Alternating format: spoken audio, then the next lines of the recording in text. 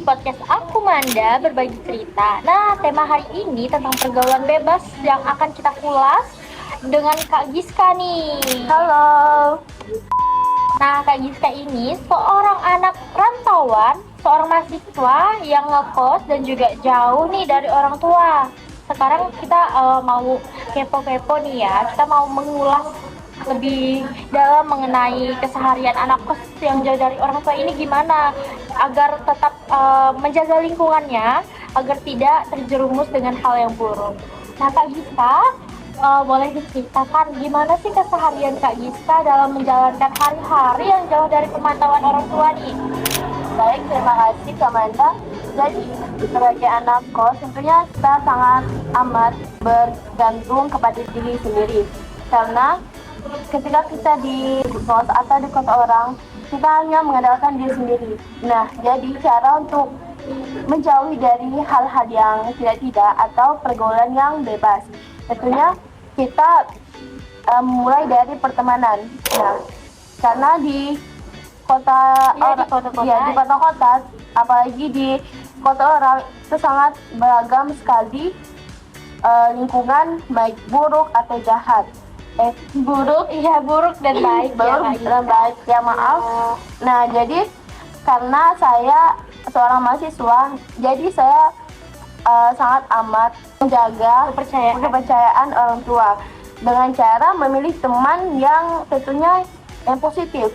Karena ya seperti yang saya katakan tadi, di kota itu sangat beragam, ada lingkungan yang buruk dan baik.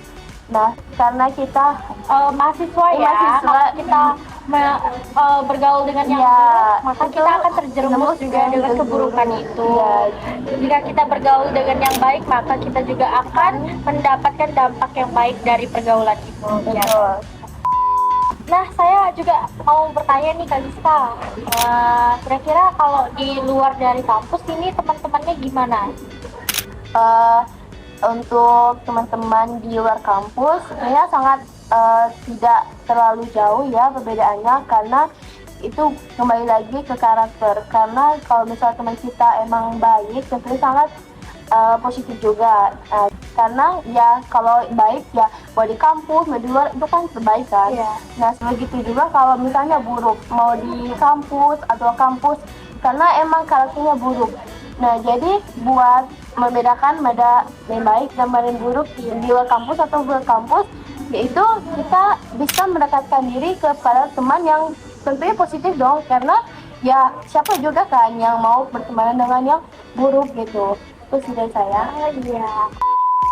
Nah, ini ya, kan yang seperti kita ketahui ya, kalau di kota-kota ini awalnya nih ada anak yang memang dia terlihat sangat tidak tahu apa-apa mengenai dunia-dunia yang di luar dari pernah dia coba gitu kan.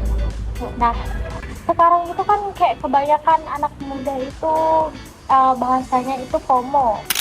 Nah, karena dari FOMO itu maka mereka mencoba dan kemudian mereka ternyata terbawa arusnya, seperti maaf contohnya seorang anak perempuan ya misalnya yang tadinya berhijab terus membuka hijabnya, kemudian juga karena pergaulan ya, dan juga kan kita kalau berteman itu nggak cuma mungkin kita bertemunya di kampus, tapi juga ada di luar kampus nih. Seorang anak ini nih kayak melihat temannya itu bisa dibilang tuh gaul ya, kayak nge-vape gitu, nah merokok gitu ya, terus juga keluar malam, ke clubbing gitu.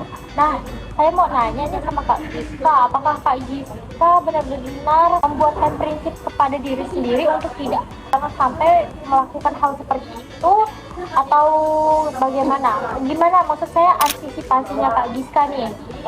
Baik, terima kasih. Nah, jadi untuk mengantisipasi hal buruk tersebut, itu kita harus menentukan diri kita, yaitu kita di sini tujuannya untuk pendidikan. Nah, gimana sih kalau misalnya seperti kata Kak Manda, ada teman yang terjerumus karena teman-temannya ini kan, mengikuti gaya temannya. Itu tentunya sangat kita jauhi, tidak sayangkan dan tentu dijauhi. Nah, gimana cara menjauhinya? Nah, karena saya sama mahasiswa itu saya dapat mengikuti organisasi kampus, mengerjakan tugas, karena itu akan lebih apa ya? Karena itu akan menyibukkan kita sendiri daripada hal-hal yang buruk. Nah, jadi saya itu mengatasinya dengan cara menyibukkan diri sendiri dengan hal positif dan menjauhkan hal negatif tersebut. Ya, mungkin karena kita tadi sudah sharing ya Kak Giska dengan Ya. Kak Giska nih, ada nggak sih cerita gitu tentang temannya Kak Giska nih yang ibaratnya lingkungannya ini sudah kayak tidak terarah lagi? Boleh diceritain? Mungkin jangan di-spill ya, sebagai edukasi atau sebagai pengalaman aja. Baik, terima kasih. Kebetulan saya punya teman, yaitu dia seorang anak rantau juga seperti saya. Nah, pada suatu hari dia kepergok orang tuanya tidak pernah masuk kampus lagi. Nah, jadi hal itu karena ternyata semenjak di rantauan dia itu tidak ngampus, tapi seperti Kak Amel tadi bilang, dia ikut FOMO, ikut temannya ngevape, ngerokok, dan ya dia berhenti kuliah karena orang tuanya sudah terlanjur kecewa. Dan menurut saya buat teman-teman di luar sana, apapun itu pastinya kan tidak ingin mengecewakan orang tua kan, apalagi kita rantau yang pastinya kita hanya mengandalkan diri kita sendiri. Nah, jadi pada pandai memilih teman untuk kedepannya ya, Untuk diri sendiri ya, juga. Karena itu berdampak ya dengan ya, diri kita. karena kata orang karakter kita sesuai dengan circle kita gitu. Oke. Kak Giska juga, saya boleh kepo lagi nih. Gimana sih Kak Giska ini kesehariannya, kan ini anak kos ya? Nah, gimana sih Kak Giska kesehariannya sebagai anak kos atau sebagai seorang anak perempuan yang jauh dari orang tuanya nih? Seorang anak rantauan lah. Boleh ceritain nggak kesehariannya ngapain aja? Keseharian saya yaitu sebagai mahasiswa ya, tentunya kebanyakan kegiatan saya ngampus, mengerjakan tugas, dan ada beberapa organisasi wajib karena saya seorang maba, jadi organisasi yang wajib diikuti maba. Nah, jadi untuk keseharian saya tentu saja intinya ngampus, mengerjakan tugas, main mungkin sekali sama teman karena ya sambil refreshing kan, siapa sih yang gak stres karena tugas itu kan. Itu sih keseharian saya di sekolah. Kalau biasanya nggak kuliah nih weekend, biasanya ngapain aja nih Kak? Sebagai ya seperti saya bilang tadi kan, weekend kalau tidak memiliki tugas saya akan Main ya? ya, dan selain seperti nonton drakor, baca webtoon dan novel. Oh, sangat-sangat positif ya Kak Gita. Nah, kan kita dengan tema kita yang lingkungan pergaulan anak muda.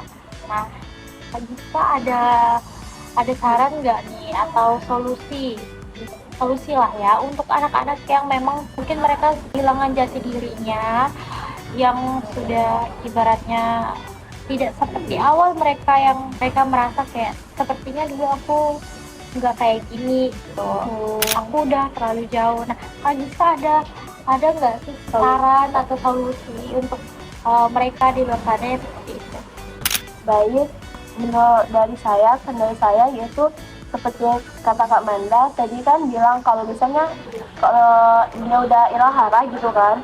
Nah, menurut saya kita mendekatkan diri kepada hal positif seperti ya berteman kepada orang yang positif juga dan menyibukkan diri lebih tepatnya seperti ya kita belajar mungkin mengerjakan tugas dan mengikuti organisasi yang bahkan jauh lebih positif dari yang sebelumnya kita lakukan gitu.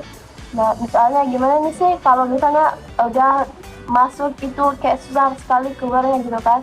Nah, kita Pelan-pelan ya? Ya, pelan-pelan. Dimulai dengan lingkungan Ya, pertemanan ya. pertemanan dan juga Kita harus video edukasi juga. Biasa kan banyak video di YouTube. Nah, teman-teman bisa lewat itu lewat situ. oh iya, mungkin juga bisa kita keluar dari zona nyaman itu dengan menjauhi lingkungan yang toksik itu. Dan iya, jangan lupa kita terus beribadah ya Kak Isa. Ya, itu sangat penting sekali karena sebaik-baiknya penolong itu Tuhan Yang Maha Esa. Oke, cukup sekian podcast kita hari ini. Kak Giska, terima kasih banyak sudah meluangkan waktunya untuk podcast hari ini. Ini sangat seru sekali ya, dan juga banyak manfaat dan banyak sekali hal yang bisa kita petik dari cerita kita berdua. Nah, teman-teman, kita pamit undur diri. Sampai bertemu di podcast selanjutnya. Dah.